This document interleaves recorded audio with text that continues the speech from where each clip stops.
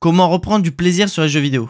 Hey, bienvenue à vous pour cette nouvelle réaction sur la chaîne YouTube. J'espère que vous allez tous très bien. On se retrouve du coup aujourd'hui pour une nouvelle react comme les deux précédentes qui datent. Mais voilà, à court de contenu, voilà, vous connaissez.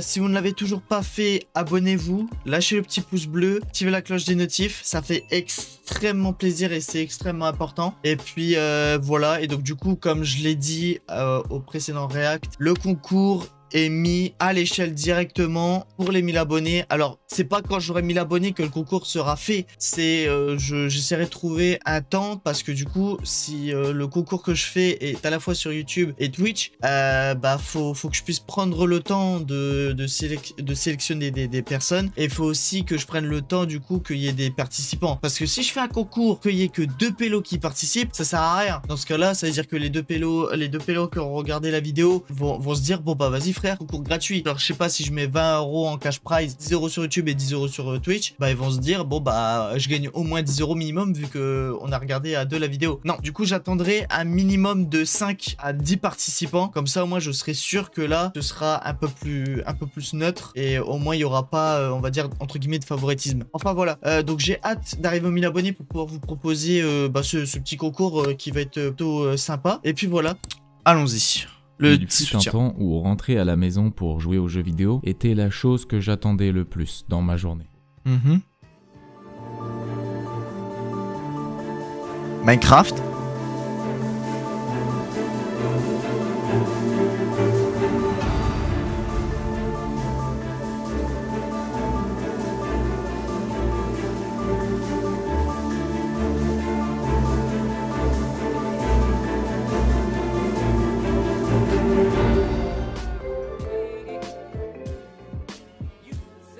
Aujourd'hui, les choses ont changé et il est vrai que c'est plus difficile pour moi d'apprécier les jeux. Et ensemble, on va voir comment de nouveau apprécier les jeux vidéo ou alors comment on reprend du plaisir sur les jeux vidéo. Une chose qui nous différencie beaucoup de l'époque où on prenait le maximum de plaisir sur les jeux, c'est sûrement les obligations que nous avons ailleurs. Personnellement, maintenant, j'ai des choses à payer, une petite amie et j'aimerais pouvoir voyager. Même si je pensais pendant un moment que je pouvais devenir joueur professionnel, il s'avère que les jeux vidéo ne payent pas vraiment. Alors j'ai trouvé un travail, comme beaucoup d'entre vous j'imagine, et à partir de là, j'ai eu beaucoup moins de temps pour les jeux. La fatigue est apparue et le soir je préfère désormais me poser avec ma chérie devant un bon film ou une petite série. Si je vous dis tout ça, c'est parce que c'est ce que j'ai fait quelques temps. Et aujourd'hui j'ai relancé un petit peu les jeux vidéo et j'ai pris beaucoup plus de plaisir qu'il y a quelques mois. D'une certaine façon de... Bah oui, parce que du coup comme tu comblais, on va dire comme t'avais un...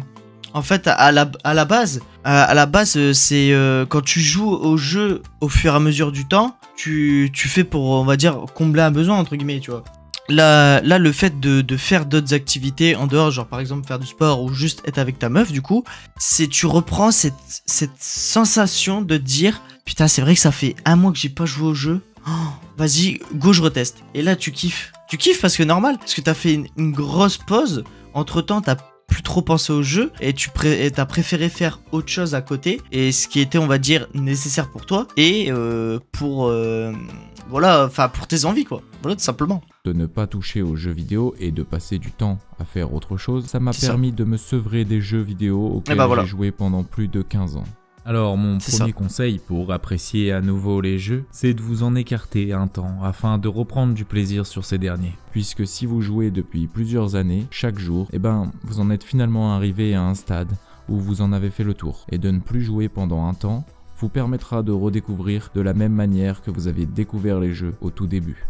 La deuxième chose très importante pour moi dans le plaisir des jeux vidéo, c'est qu'au début, lorsqu'on a découvert les jeux vidéo, on jouait avec des amis. Certains ont même pu jouer en écran scindé. Si toi aussi t'as joué en écran scindé, on est dans la même team, alors abonne-toi. Et plus le temps avance, et plus certains d'entre nous se sont retrouvés à jouer tout seuls, soit pour progresser plus vite, soit pour s'entraîner, ou soit parce que le copain il travaille, l'autre copain lui il a un gosse et il doit s'en occuper malheureusement. Voilà, c'est ça. Donc tu te retrouves à jouer tout seul. Le truc c'est que tout seul tu peux jouer mais tu prendras pas le même plaisir. C'est plus difficile de se mettre à rigoler pour des trucs débiles tout seul, même si pour certains c'est faisable. Alors le conseil que j'aurais pour vous qui souhaitiez réapprendre à apprécier les jeux vidéo, eh ben c'est de jouer avec des potes, et que si vous avez perdu des amis de vue et que finalement vous êtes un peu seul ou que vous vous sentez seul, eh ben de trouver des gens avec qui jouer sur Discord, sur les Discord des jeux auxquels vous voulez jouer, et vous allez trouver du monde et vous allez vous amuser ensemble. Les jeux vidéo sont aussi un moyen de créer des amitiés et de se rapprocher à travers le monde entier. Donc profitez-en justement et jouez à plusieurs. C'est le but même d'internet et des jeux. La troisième chose pour moi, c'est d'éviter à tout prix les comportements d'addict. Si vous découvrez un nouveau jeu que vous appréciez et sur lequel vous prenez du plaisir, laissez-vous du temps pour le terminer. Si par exemple vous découvrez un nouveau MMORPG, pareil, ne rushez pas tous les niveaux, ne commencez pas à faire une session de 10 heures d'affilée où vous allez vous coucher à 6 heures du matin pour jouer le plus possible comme un accro. Parce que finalement, le lendemain, vous allez vous dire ouais bon,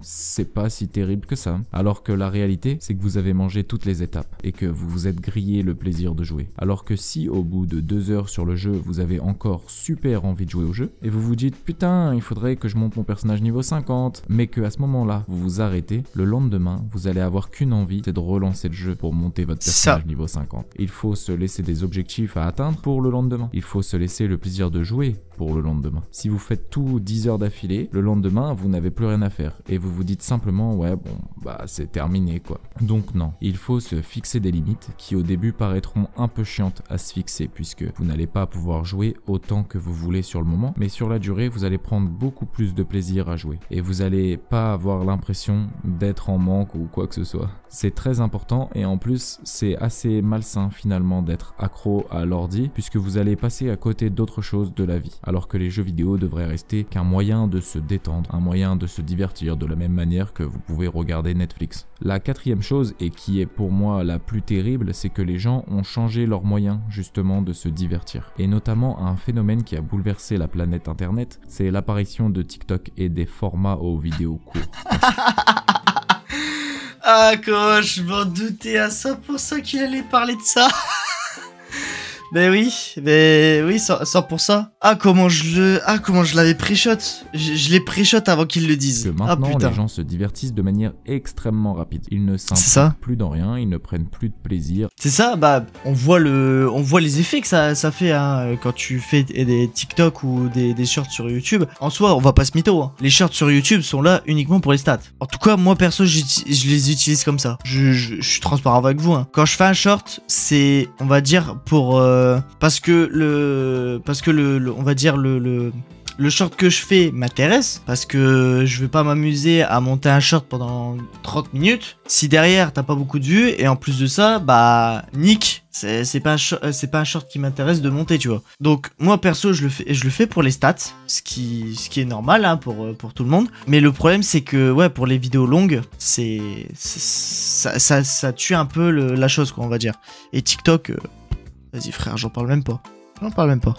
À faire des choses longues et ça se ressent sur les jeux vidéo. Par exemple, fut un temps, vous deviez faire une quête sur Dofus, ça vous prenait 10 heures avant de comprendre comment ça fonctionnait, où est-ce qu'il fallait aller pour... Alors que maintenant tu vas sur YouTube ou TikTok, en 5 minutes tu l'as et puis voilà. Des parties rapides, ça me déplaît pas non plus, attention, je ne me mets pas dans une case à part de celle des autres, mais disons que ça ne facilite pas les gens qui peuvent soit ouvrir un jeu vidéo qui est plus long, ou alors ouvrir TikTok, qui en 3 secondes vont prendre une dose de dopamine dans la tronche. Alors ce qui se passe, c'est que les gens vont ouvrir TikTok et plus les jeux vidéo, parce que TikTok leur donne tout de suite ce qu'ils veulent.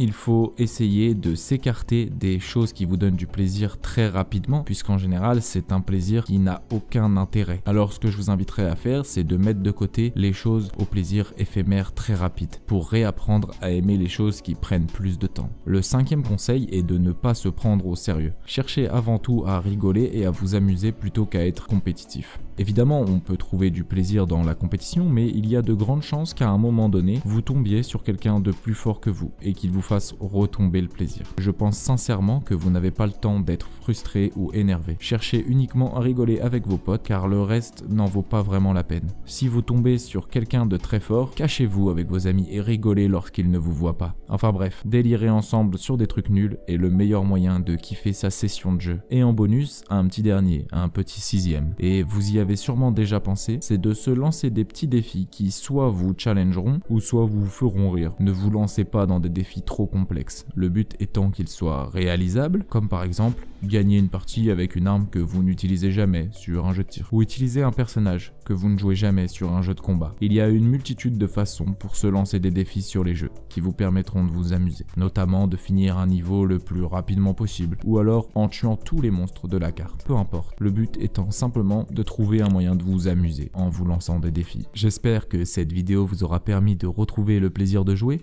ou en tout cas de vous aiguiller vers des méthodes qui fonctionneront pour vous. On se retrouve la semaine prochaine. À bientôt.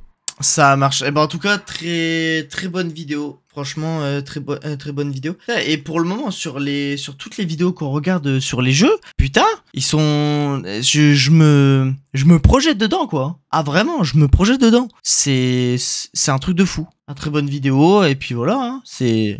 Donc n'oubliez pas, abonnez-vous, likez les épisodes vraiment tout le temps. Enfin les épisodes, les réactions, vous m'avez compris. Activez la cloche des notifs pour tout recevoir. Allez dans la description pour pouvoir aller voir ma chaîne secondaire Claude 2.0 pour les let's play. Et aussi si vous voulez pour regarder les rediffs que je fais sur Twitch et qui pop du coup sur YouTube. Parce que sur Twitch je sais que la plupart du temps les gens ont la flemme de regarder. Donc comme ça au moins sur YouTube, bah du coup déjà ça référence un peu plus. Et au moins bah voilà, au moins si vous avez la flemme de regarder sur Twitch, bah vous venez sur YouTube. Voilà, donc merci à vous, très bonne journée et à la prochaine. Allez, bye bye.